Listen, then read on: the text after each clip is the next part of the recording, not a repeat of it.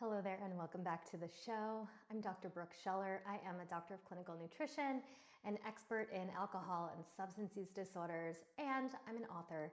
And today we are diving into part 2 of my GLP-1 series, where we'll be digging into more about why GLP-1s are now of interest for the idea of minimizing alcohol cravings, and even potentially other substances like nicotine, marijuana, and even opioids.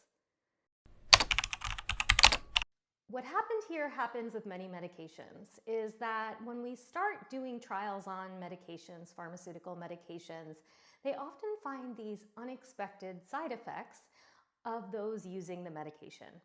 In this case, GLP-1s that were being prescribed for type 2 diabetes or weight loss started showing a pattern of less desire for alcohol.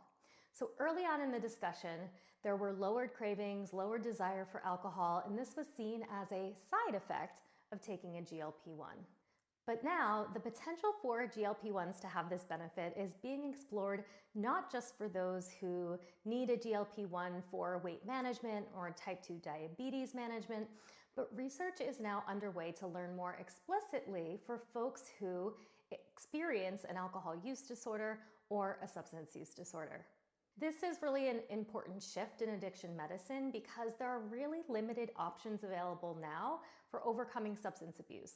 Things like naltrexone and antabuse, but they're still not the golden ticket. But most importantly to me, this research shows an undeniable connection between the gut-brain axis and the importance of addressing the gut-brain axis when it comes to addictive substances like alcohol. So that's why I want you to stay tuned for more on my gut-brain recommendations. So early research shows that GLP-1s may possibly reduce consumption of alcohol, but can also blunt the overall cravings and potentially lower the number of drinks consumed in each setting. But there's a safety paradox that we need to talk about. A potentially dangerous interaction with GLP-1s and alcohol was found by a team at Yale because GLP-1 can reduce levels of a specific liver enzyme called CYP2E1.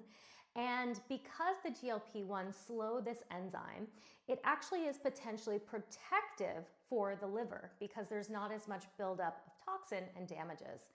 However, there's a trade-off. Alcohol is then remaining higher in the bloodstream, and lower amounts of alcohol can actually stay in the blood for longer and take longer to be metabolized by the body. So previously, if your tolerance was 2 glasses of wine, you might find that now only 1 glass of wine produces the same effects as the 2 used to. And not only will you experience faster intoxication, but you also might experience other negative side effects like nausea.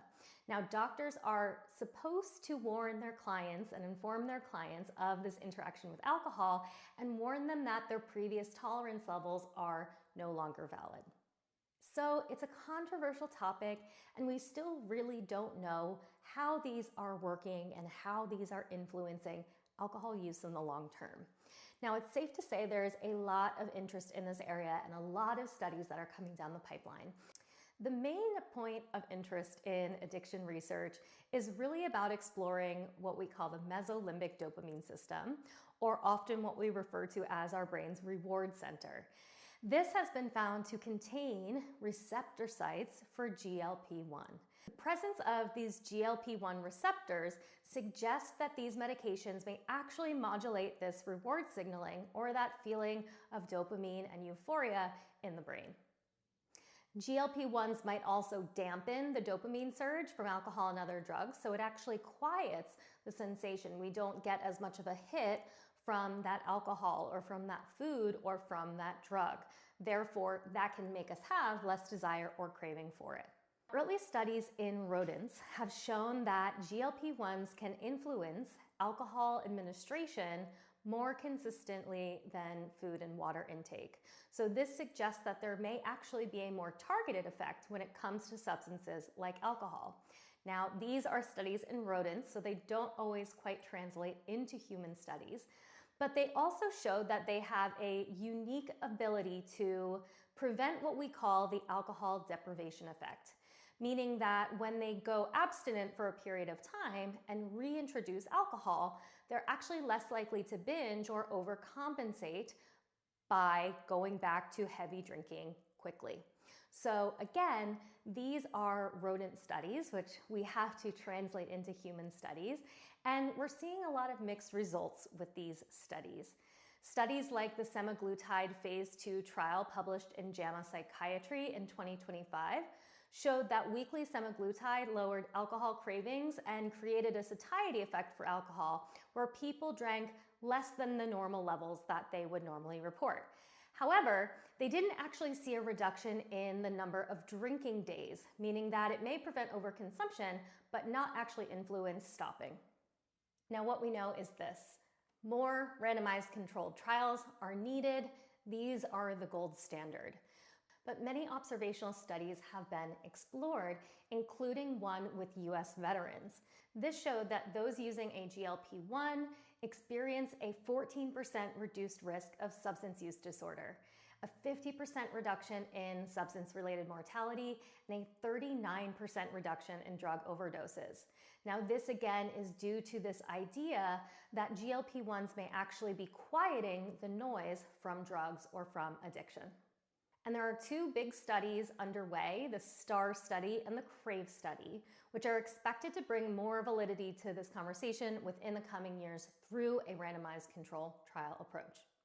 Now, right now, these medications are only being prescribed off-label for this reason because they're not currently approved by the FDA for alcohol use disorder or substance use disorder.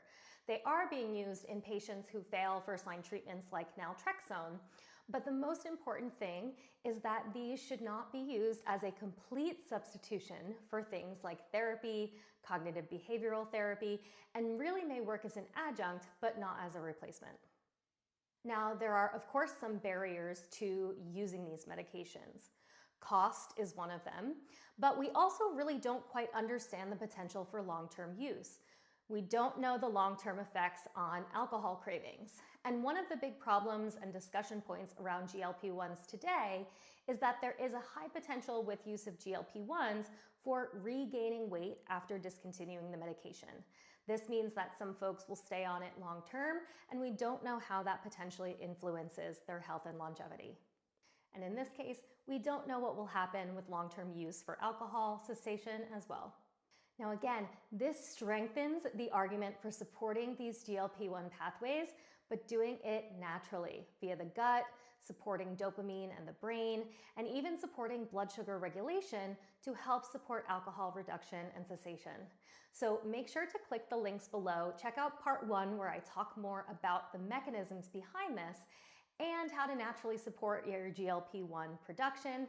And you can also get access to my anti-GLP-1 nutrition plan, and that will help you support these systems using food and nutrition. Oh, and hey, don't forget to like and subscribe to this video, and I will see you back here next time on the Dr. Brooke Scheller Show.